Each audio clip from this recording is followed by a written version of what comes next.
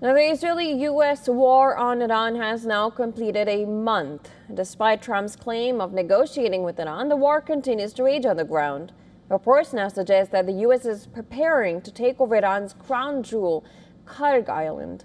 Earlier this month, the island was bombed by U.S. forces. According to U.S. Central Command, or CENTCOM, over 90 targets had been struck on the island, but its oil infrastructure was left untouched. For years, Kharg Island has been viewed as one of Iran's most vulnerable strategic assets. The island is critical to Iran's energy infrastructure. 90% of Tehran's crude oil comes through a terminal on the island. The island's facilities can handle exports of up to 7 million barrels of oil per day. Well, most of that oil is ultimately purchased by China, which has continued buying Iranian crude despite U.S. sanctions. U.S. President Donald Trump has extended his deadline to strike Iranian energy infrastructure, but the extension coincides with the expected arrival of thousands of U.S. Marines in the region.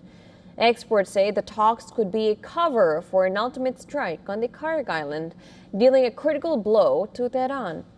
And therefore, the question is, what happens if Kharg Island is seized by the U.S.? If the U.S. moves in to seize Kharg Island, the Iran war may witness its biggest and most significant escalation. Reports say that the island is heavily guarded by the IRGC's elite naval units, making ground operations both deadlier and riskier. It would also destabilize global energy markets, sending oil prices to record highs, but it would also choke Iran's oil exports and cut off the IRGC's economic lifeline, dealing a severe blow to an already struggling Iranian economy.